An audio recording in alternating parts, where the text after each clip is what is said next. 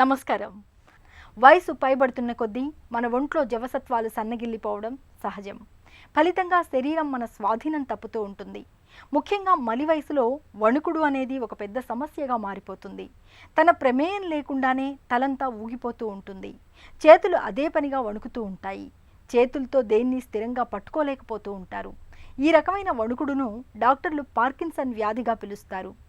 జీవితపు ఆఖరి దశను దుర్భరంగా మార్చే వణుకుడు వ్యాధికి ఇవాళ ఆధునిక వైద్యంలో చక్కటి మందులతో పాటు Botox, laser, deep brain stimulation వంటి సరికొత్త చికిత్సలు మనకు అందుబాటులో ఉన్నాయి. వణుకుడు వ్యాధికి కారణాలు, పరిష్కార మార్గాల గురించి ఇప్పుడు తెలుసుకుందాం.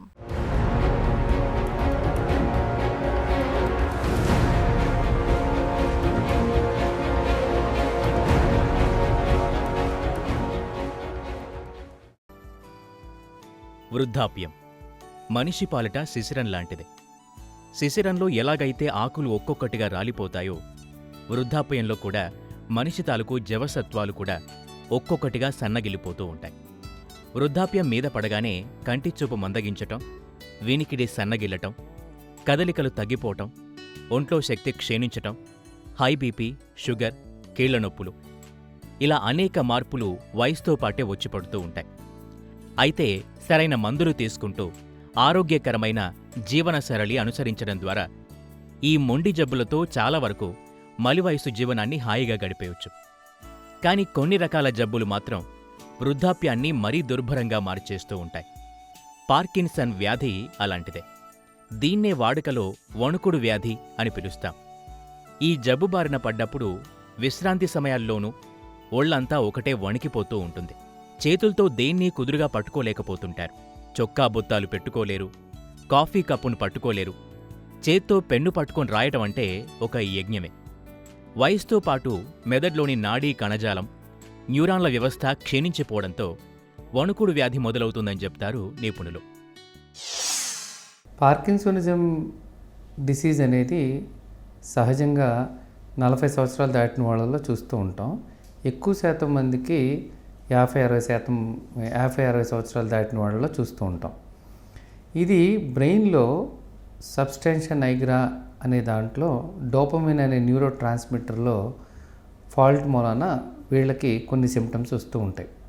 ఇప్పుడు మనం ఈ పార్కిన్సన్స్ డిసీజ్లో చాలామందిలో ముఖ్యంగా మనం చూసేది స్లో అవటం ఒకటి, వణుకు ఒకటి, తర్వాత ఏమో రిజిడిటీ అంటారు. అంటే కొద్దిగా మనం ఎగ్జామిన్ చేసినప్పుడు ఆ చెయ్యి కొద్దిగా గట్టిగా ఉంటుందన్నమాట.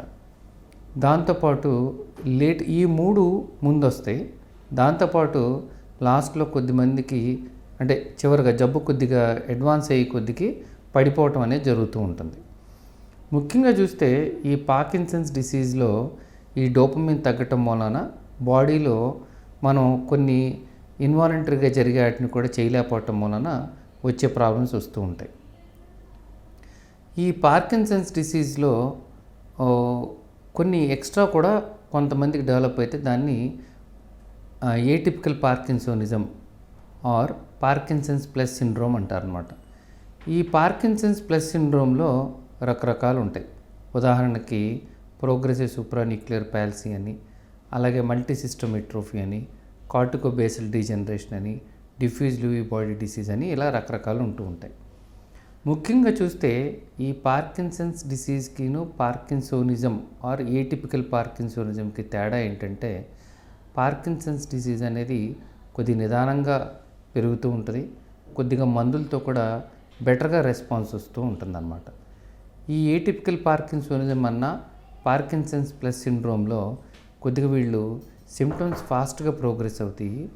అట్లాగే వీళ్ళకి కొద్దిమందికి మిగతా సిమ్టమ్స్ అంటే మతిమరుపు కానీ, లేకపోతే ఊరికే పడిపోవటం కానీ, లేకపోతే వేరేది అంటే మెడిసిన్స్ అంతగా రెస్పాన్స్ రాకపోవటం లాంటివి ఉంటూ ఉంటాయి అన్నమాట. ఈ పార్కిన్సోనిజం అనేది ఎందుకు వస్తుందనేది క్లియర్ కట్గా అంటే డోపమిన్ అనేది తగ్గటం వలన వస్తుందని అని అంతవరకు తెలుస్తుంది. కానీ అసలు వీటన్నిటికీ కారణాలు అనేది కరెక్ట్గా ఇంకా పూర్తిగా అవగాహన లేదు.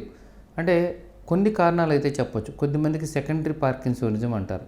అంటే ఉదాహరణకి మెడిసిన్స్ ఏమైనా వాడితే కనుక ఈ డోపమిన్ బ్లాక్ చేసే మెడిసిన్స్ మూలన రావచ్చు. కొద్దిమందికి వాస్కులర్ పార్కిన్సోనిజం అంటే బ్లడ్ సర్క్యులేషన్ తగ్గటం మూలన రావచ్చు. అలాగే కొంతమందికి ఈ పార్కిన్సోనిజం కారణం తెలవని దాంట్లో ఇడియోపతిక్ పార్కిన్సోనిజంలో కారణం తెలవదు. కొద్దిమందికి ఫ్రీక్వెంట్గా తలకు దెబ్బ తగలటం మూలన, ఉదాహరణ బాక్సర్స్లో కూడా కొద్దిమందికి పార్కిన్సన్ సిమ్టమ్స్ అనేది డెవలప్ అవుతూ ఉంటాయి. కొంతమందికి ఈ ఇన్ఫెక్షన్స్ అంటే వైరల్ ఇన్ఫెక్షన్స్, ఉదాహరణకి జపనీస్ ఎన్సెఫలైటిస్ అని అలాంటి వ్యాధులు వచ్చిన తర్వాత కూడా ఈ బ్రెయిన్లో బేసల్ గ్యాంగ్లియా ఎఫెక్ట్ అవ్వటం వలన వీళ్ళకి పార్కిన్సన్ సిమ్టమ్స్ వచ్చే అవకాశాలు ఉంటాయన్నమాట. మన మెదడు ఒక అద్భుత నిర్మాణం. దీంట్లో కొన్ని వందల కోట్ల నాడీ కణాలుంటాయి. వీటిలో అన్ని పనులు చెయ్యవు. మెదడులోని కొన్ని ప్రాంతాల్లోని కణాలు కొన్ని ప్రత్యేక పనులను పర్యవేక్షిస్తూ ఉంటాయి. ఉదాహరణకు మెదడు వెనకాల ఉండే ఆక్సిపిటల్ లంబికలో నాడీ కణాలు కంటిచూపును, చెవుల పక్కన ఉండే టెంపోరల్ లంబికలోని కణాలు వాసన పసిగట్టడంలో ఇలా ప్రత్యేకంగా తోడ్పడుతూ ఉంటాయి. ఇలాగే మన మెదడు లోపల కింది భాగంలో సబ్స్టాన్షియా నైగ్రా అని చిన్న భాగంలో ఉండే నాడీ కణాలు మన శారీరక కదలికలను పర్యవేక్షిస్తూ ఉంటాయి. ఈ నాడీ కణాలు చనిపోతూ వీటి సంఖ్య క్షీణించడం వల్ల వచ్చే సమస్యే పార్కిన్సన్. ఈ నాడీ కణాలు డోపమిన్ అనే రసాయనాన్ని ఉత్పత్తి చేస్తూ ఉంటాయి.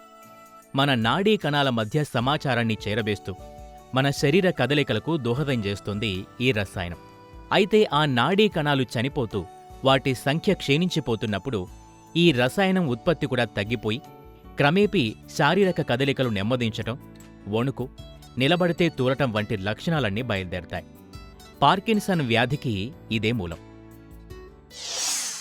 ముఖ్యంగా చూస్తే మనం ఈ పార్కిన్సన్స్ డిసీజ్లో చాలామందిలో 3-4 లక్షణాలు మనం కామన్గా చూస్తూ ఉంటాం. ఒకటి, చాలామందిలో వచ్చేది వాళ్ళు నిదానం అవటం అనేది ఎక్కువ మందిలో చూస్తూ ఉంటాం. తర్వాత ట్రెమర్, బాగా ఆబ్వియస్గా కనపడేది కొద్దిమందిలో ట్రెమర్ అంటే వణుకు, ఒక చేతిలో వణుకు వస్తుంది. ఈ వణుకు అంటే ప్రధానంగా వచ్చేది రెస్ట్లో వస్తుంది. ఏదైనా పని చేస్తున్నప్పుడు అది ఎక్కువ మందిలో అది ఆగిపోతుంది. అంటే పని చేస్తూ ఉండగా ఆగిపోయినా కూడా అది అంటే ఉదాహరణకు 2 చేతులు చాపుతుంటే ఆగిపోవచ్చు, కానీ చాపిన తర్వాత కొద్దిసేపటికి రావచ్చు అనమాట. సో దీన్ని మనం రెస్టింగ్ ట్రెమర్ అంటాం. అదే ఇది ఎసెన్షియల్ ట్రెమర్ అని చాలామందికి ఉంటుంది. అంటే వాళ్ళు ఉదాహరణకి కాఫీ గ్లాస్ పట్టుకుంటే వణుకు రావటం, వాటర్ బాటిల్ పట్టుకుంటే వణుకు రావటం, అలాగే కొంతమందికి సిగ్నేచర్ టాలీ అవ్వకపోవటం, ఇలాంటి వణుకు కూడా ఉంటుంది. అది ఎసెన్షియల్ ట్రెమర్. దానికి ఈ పార్కిన్సోనిజం ట్రెమర్కి మనం కన్ఫ్యూజ్ అవ్వకుండా జాగ్రత్తగా చూడాలి. అంటే కొంతమందిలో ఎసెన్షియల్ ట్రెమర్ ఉండే వాళ్ళల్లో కొంతమందికి అంటే భయపడుతూ వస్తూ ఉంటారు, ఇది పార్కిన్సోనిజం ట్రెమర్ అని. ముఖ్యంగా పార్కిన్సన్స్ ట్రెమర్ రెస్ట్లో ఉంటుంది, ఏదైనా పని చేస్తూ తగ్గుతూ ఉంటుంది. దాంతోపాటు వీళ్ళకి రిజిడిటీ అంటే కొద్దిగా చెయ్య కానీ కాలు కానీ ముఖ్యంగా చేతిలో కొద్ది రిజిడ్గా ఉంటుందన్నమాట, అంటే గట్టిగా ఉంటుంది. మనం ఇలా ఫోల్డ్ చేస్తున్నప్పుడు కూడా అది బాగా టైట్గా ఉన్నట్లు ఉంటుందన్నమాట. సో అలాగే వీళ్ళ మనుషులు కూడా నిదానం అవుతూ ఉంటారు. ఈ లక్షణాలతో పాటు పార్కిన్సోనిజంలో కొంతమందికి ఫేషియల్ ఎక్స్ప్రెషన్స్ మారటం, లేకపోతే ఇది వచ్చే పార్కిన్సోనిజం లక్షణాలు డెవలప్ అయ్యే ముందు కొంతమందికి స్మెల్ అనేది తెలవకపోవటం, అలాగే కొంతమందికి ఈ పార్కిన్సోనిజం వచ్చిన వాళ్ళలో కొంతమందికి యూరినరీ డిస్టర్బెన్సెస్, మోషన్ డిస్టర్బెన్స్ అంటే కాన్స్టిపేషన్ అంటే మోషన్కి వెళ్ళటం అనేది కొద్ది కష్టంగా ఉండటం, ఇలాంటి లక్షణాలు కూడా ఉండొచ్చు.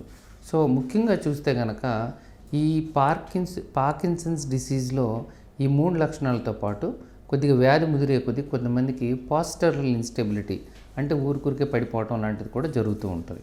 పార్కిన్సన్ జబ్బుకు మనం పంట పొలాల్లో వాడే రసాయనాలు, క్రిమి సంహారక మందులు కూడా కొంతమేరకు కారణమనే వాదన ఉంది.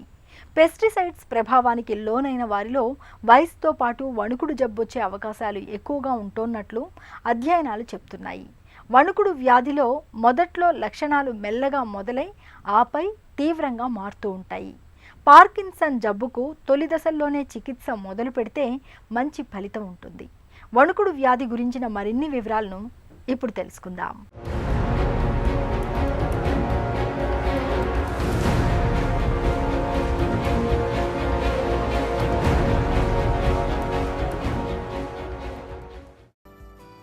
వణుకుడు వ్యాధిని జేమ్స్ పార్కిన్సన్ అనే వైద్యుడు 1817లోనే గుర్తించారు.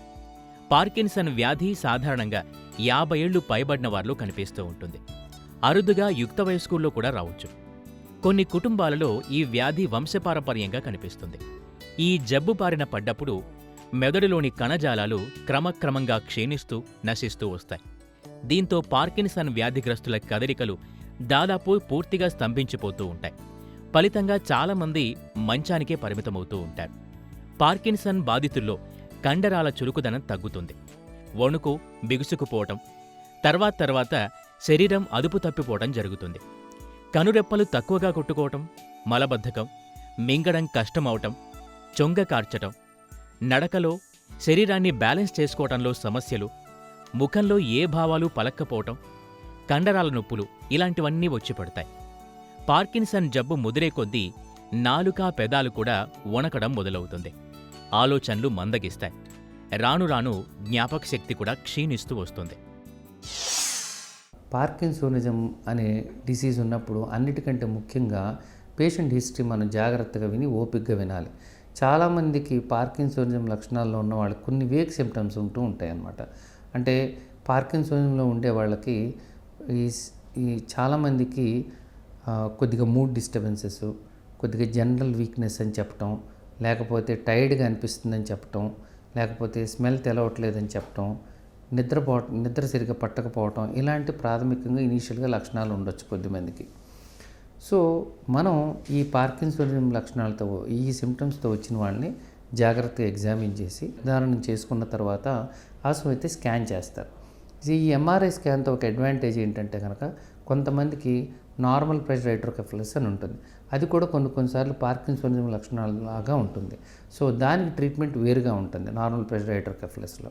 అలాగే కొంతమందికి వాస్కులర్ పార్కిన్సోనిజం అంటే బ్రెయిన్లో బ్లడ్ సర్క్యులేషన్ తగ్గటం వలన వీళ్ళకి కొద్దిగా నడవటం నిదానం లాంటిది, ముఖ్యంగా కాళ్ళ భాగంలో ఎక్కువగా స్లోనెస్ లాంటిది రావచ్చు అన్నమాట. సో అలా మనం కారణాలు ఎందుకు వచ్చింది అనేది మందుల మూలన, లేకపోతే బ్లడ్ సర్క్యులేషన్ తగ్గటం వలన, లేకపోతే ఇవి ఏమీ కాదు మామూలు పార్కిన్సోనిజం అని మనకు క్లాసికల్గా తెలిస్తే కనుక ఇన్వెస్టిగేషన్స్ చేయకుండా కూడా కొన్నిసార్లు మెడిసిన్స్ స్టార్ట్ చేసి చూసుకోవచ్చు కూడా. సో క్లాసికల్గా ఉన్న వాళ్ళలో ఈ లీవోడోపా మెడిసిన్ అనేది, లేకపోతే డోపా యాగనిస్ట్ మందులు రోపిన్రోల్ అని, ప్రామిప్రెక్సోల్ అనే మందులు కానీ, లేకపోతే వణుకుడు ఎక్కువ ఉంటే కనుక ప్యాస్టెన్ అనే మందులు కానీ ఇవి వాడుకున్నప్పుడు వీళ్ళకి ఇంప్రూవ్మెంట్ కనపడవచ్చు. అట్లాగే ఇంప్రూవ్మెంట్ కనపడి ఫ్లక్చుయేషన్స్ కూడా ఉంటూ ఉంటాయి అన్నమాట రాను రాను. ఇలా మనం ఒక్కోసారి మందులు స్టార్ట్ చేసి ఇంప్రూవ్మెంట్తో కూడా మనం కొంతవరకు నిర్ధారణ చేసుకోవచ్చు. కానీ ఇప్పుడు ఆధునిక కాలంలో ఈ న్యూక్లియర్ ఇమేజింగ్ అది వచ్చిన తర్వాత డాట్ స్కాన్ అని, లేకపోతే ఎఫ్డోపా పెట్ స్కాన్ అని, ఎఫ్డిజి బ్రెయిన్ పెట్ స్కాన్ అని ఇలాంటివి చేసుకుంటే కనుక కొన్నిసార్లు ఈ పార్కిన్సోనిజమా, ఈ పార్కిన్సన్స్ డిసీజా, అంటే పార్కిన్సన్స్ డిసీజ్ అంటే ఇడియోపతిక్ పార్కిన్సన్స్ డిసీజ్ అదా, లేకపోతే పార్కిన్సన్స్ ప్లస్ సిండ్రోమా, అంటే ఏటిపికల్ పార్కిన్సోనిజం అని కూడా మనం గుర్తించే అవకాశం ఉందన్నమాట. మలి వయసులో వచ్చిపడి కదలికల్ని కకావికలం చేసి పారేసే పార్కిన్సన్ వ్యాధిని నిర్ధారించేందుకు ఖచ్చితమైన లబొరేటరీ పరీక్షలంటూ ఏమీ లేవు. డోపమైన్ ఇచ్చి మనిషి కదలికల్లో మార్పు గమనించటం, బ్రెయిన్ స్కానింగ్, ఎంఆర్ఐ స్కానింగ్ వంటివి కొంతవరకు ఉపయోగపడతాయి. పార్కిన్సన్ వ్యాధి ఎప్పుడో శతాబ్దం క్రితమే గుర్తించినా ఇప్పటికీ దీన్ని పూర్తిగా నయం చేయడం సాధ్యం కావటం లేదు.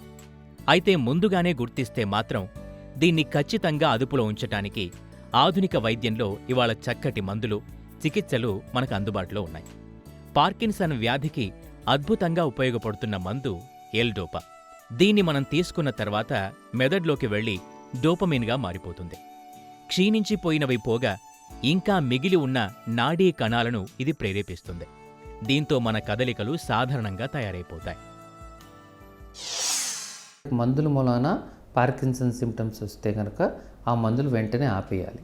అలాగే ఒకవేళ వాస్కులర్ పార్కిన్సోనిజం, బ్లడ్ సర్క్యులేషన్ తేడా వస్తే కనుక వీళ్ళకి కొన్నిసార్లు మన పార్కిన్సోనిజం మందులు పెట్టుకోవచ్చు. కానీ అంటే లీవోడోపా, డోపా యాగనిస్ట్ మందులు లాంటి, రోపిన్రోల్ లాంటివి పెట్టుకున్నా కూడా వీళ్ళకి మనం మళ్ళీ ఈ స్ట్రోక్స్ లాంటి బ్లడ్ సర్క్యులేషన్ తగ్గకుండా ఉంటాకి స్టాటిన్స్ అంటే కొలెస్ట్రాల్ తగ్గే మెడిసిన్స్ ఉంటాయన్నమాట, స్టాటిన్స్ కానీ, లేకపోతే కనుక దాంతోపాటు యాస్పిరిన్, క్లోపిడోగ్రిల్ లాంటి మందులు కూడా వాడుకుంటూ రావాల్సి వస్తుందన్నమాట. అదే ఇడియోపతిక్ పార్కిన్సోనిజంలో అయితే కనుక ప్రాథమికంగా డోపా యాగనిస్టులు అంటే రోపెన్రోలు, ప్రామిప్రెక్సోల్ బాడీలో ఉన్న డోపమైన్ని అది ఏం చేస్తాయంటే అవి దాన్ని స్టిమ్యులేట్ చేసి లోపల ఉన్న డోపమైన్నే సరిపడా చేసి కొద్దిగా ప్రాథమికంగా కొంతకాలం వరకు పనిచేయగలిగేటట్లు చేయొచ్చు. అదే ఇంకొద్దిగా సిమ్టమ్స్ ఎక్కువగా ఉంటే కనుక వీళ్ళకి ఈ డోపా యాగనిస్టులు పనిచేయకపోవచ్చు, కానీ డోపా యాగనిస్ట్తో పాటు లీవోడోపా, కార్బిడోపా కాంబినేషన్ ట్యాబ్లెట్స్ వస్తాయి అన్నమాట.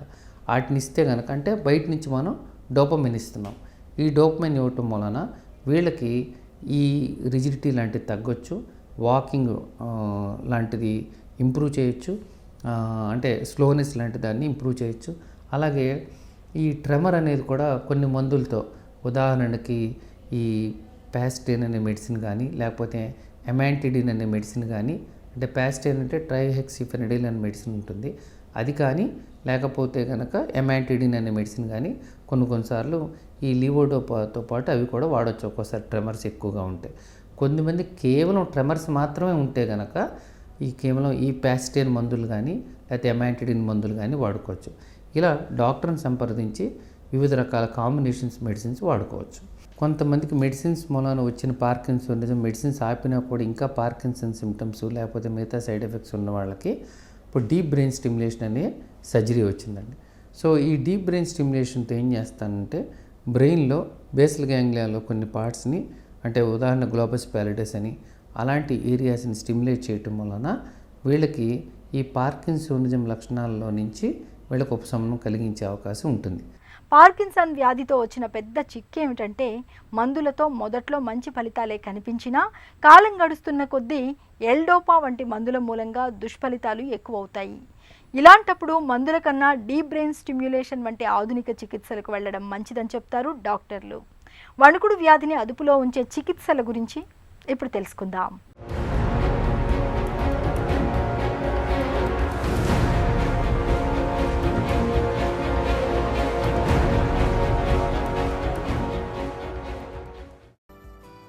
పార్కిన్సన్ వ్యాధికి తొలి దశలో ఎల్డోపా వంటి మందులతో మంచి ఫలితాలే కనిపించిన కాలం గడుస్తున్న కొద్దీ మందుల మూలంగా దుష్ప్రభావాలు మొదలవుతూ ఉంటాయి. కదలికలు ఎక్కువై భరతనాట్యం చేస్తున్నట్టుగా కదులుతూ ఉంటారు. కొన్నిసార్లు బిగుసుకుపోతూ ఉంటారు. ఈ రకమైన సమస్యల్ని అధిగమించేందుకు డీప్ బ్రెయిన్ స్టిమ్యులేషన్ అనే సరికొత్త చికిత్స ఒకటి ఇటీవల మనకు అందుబాటులోకి వచ్చింది. గుండె జబ్బు బాధితులకు పేస్ మేకర్ వంటి పరికరాన్ని అమర్చినట్టుగానే పార్కిన్సన్ బాధితుల్లో కూడా మెదడును ప్రేరేపించేందుకు ఒక పేస్ మేకర్ను ఏర్పాటు చేస్తారు. పేషెంట్ని మెలకువలోనే ఉంచి మెదడులో సమస్యాత్మకంగా ఉన్న ప్రాంతాన్ని గుర్తించి తదనుగుణంగా అక్కడ ఎలక్ట్రోడ్ను అమరుస్తారు. అలాగే పేస్ మేకర్ పరికరాన్ని ఛాతీలో అమరుస్తారు. ఈ రెంటికి అనుసంధానంగా సన్నటి తీగను ఏర్పరుస్తారు. దీని ద్వారా విద్యుత్ ప్రచోదనాలు పంపించినప్పుడు సాధారణ కదలికలు బావుంటాయి. అనవసరపు వణుకు, కదలికలన్నీ తగ్గిపోతాయి. వాడుకలో డీబీఎస్ అని పిలిచే ఈ చికిత్స సాయంతో పార్కిన్సన్ బాధితులు దైనందిన జీవితాన్ని సాఫీగా గడపొచ్చని చెప్తారు డాక్టర్లు. ముఖ్యంగా ఈ పార్కిన్సోనిజం డిసీజ్ ఉన్న వాళ్ళకి మనం కొద్దిగా లైఫ్ స్టైల్ని కూడా జాగ్రత్తగా ఉంచుకోవాలి. అంటే ఉదాహరణకి వీళ్ళకి అంటే ఈ జాయింట్స్లో నొప్పులు ఎక్కువ రావచ్చు కాబట్టి వీళ్ళకి కొద్దిగా ఫిజియోథెరపీ, స్ట్రెచ్చింగ్ ఎక్సర్సైజెస్ లాంటివి చేస్తూ ఉండాలి. అలాగే వీళ్ళు పడిపోతూ ఉండొచ్చు కాబట్టి ఎప్పుడు చూసినా లైట్ అనేది ఉంచుకోవటం, అలాగే వీళ్ళు నడవటానికి కన్వీనియంట్గా మనం ఈ ఎక్కడ అవసరమైతే అక్కడ రాడ్స్ అయితే పట్టుకొని ఉంచటం, మ్యాట్లు లాంటి లూజ్గా లేకుండా సరిగా ఉంచడం లాంటిది చేయాల్సి ఉంటుందన్నమాట. సో పార్కిన్సోనిజము అంటే ఎవరైనా కూడా పార్కిన్సోనిజం లక్షణాల్లో నుంచి రాకుండా ఉంటాకనేది క్లియర్ కట్గా ఇది లేకపోయినా చాలాసార్లు మానసిక ఒత్తిడి గురైన వాళ్ళలో లేకపోతే అసలు ఎక్సర్సైజ్ చేయని వీళ్ళల్లో ఛాన్స్ ఎక్కువ ఉంటుందంటారు. కాబట్టి వీళ్ళకు కొద్ది రిలాక్స్డ్ లైఫ్తో రెగ్యులర్గా ఎక్సర్సైజ్ చేసుకుంటూ ఉండటం అనేది చాలా అవసరం. అలాగే కొన్నిసార్లు మనం చూస్తే కొన్ని పెస్టిసైడ్స్కి వాటికి ఎక్స్పోజ్ అవ్వటం, లేకపోతే డైరీ ప్రొడక్ట్స్ ఎక్కువ తినే వాళ్ళల్లో కూడా ఈ పార్కిన్సోనిజం లక్షణాలు ఎక్కువ రావచ్చని చెప్తూ ఉంటారు. కాబట్టి కొద్ది హెల్తీ లైఫ్ స్టైలు, రెగ్యులర్గా వ్యాయామం చేసుకుంటూ, మానసిక ఒత్తిడికి దూరంగా ఉంటూ యోగా, మెడిటేషన్ లాంటిది చేయటం ఎవరైనా అవసరం అండి. వణుకుడు జబ్బుకు చికిత్స అందకపోతే వ్యాధి ముదిరిపోయి పేషెంట్ పూర్తిగా అశక్తుడైపోతాడు. కాబట్టి పార్కిన్సన్ వ్యాధికి సకాలంలో చికిత్స అందేలా చూడాలి. తొలి దశలోనే మందులు మొదలు పెడితే వణుకుడు జబ్బు చాలా వరకు అదుపులోకొచ్చేస్తుంది. వణుకుడు సమస్య మరీ తీవ్రంగా ఉన్నప్పుడు డీప్ బ్రెయిన్ స్టిమ్యులేషన్ సర్జరీకి వెళ్లటం మేలు. అయితే పార్కిన్సన్ జబ్బు పూర్తిగా మాయం కాదని గుర్తుంచుకోవాలి. జబ్బు ఎప్పుడైనా తీవ్రమయ్యే అవకాశం ఉంటుంది. కాబట్టి బాధితులు తమ జీవన శైలి, అలవాట్లు, ఇతరత్రా విషయాల్లో ప్రత్యేకంగా జాగ్రత్తలు తీసుకోవాలి. ఇంట్లో నడిచేందుకు, పడిపోకుండా ఉండేందుకు ఇంట్లోనూ బాత్రూముల్లోనూ తగిన మార్పులు చేసుకోవాలి. పార్కిన్సన్ వ్యాధిగ్రస్తులు మానసికంగా కుంగిపోకుండా కుటుంబ సభ్యులు చూసుకోవాలి. తరచూ వారితో మాట్లాడుతూ ఉండాలి. నెలకి 1-2 సార్లు ఆ వ్యక్తి పాత స్నేహితులు, బంధువులు కలిసేలా చూడాలి. వారి పనులు వారే చేసుకునేలా ప్రోత్సహిస్తూ ఉండాలి. చిన్న చిన్న వ్యాయామాలు చేయించాలి. వాకింగ్, తేలికపాటి బరువులు ఎత్తడం, బ్రీతింగ్ ఎక్సర్సైజ్లు చేయిస్తూ ఉండాలి. ఈ జాగ్రత్తలు పార్కిన్సన్ బాధితుల జీవనం సాఫీగా సాగడానికి ఎంతగానో ఉపకరిస్తాయి. వణుకుడు వ్యాధి తీవ్రమైన సమస్య కావచ్చు, కానీ తొలి దశలోనే చికిత్స మొదలుపెట్టి ఎల్డోపా వంటి మందులు వాడుతుంటే పార్కిన్సన్ జబ్బు చక్కగా అదుపులో ఉంటుంది. వణుకుడు లక్షణాలు మరీ తీవ్రంగా ఉన్నప్పుడు డీప్ బ్రెయిన్ స్టిమ్యులేషన్ వంటి ఆధునిక చికిత్సలు సైతం ఇవాళ మనకు అందుబాటులో ఉన్నాయి.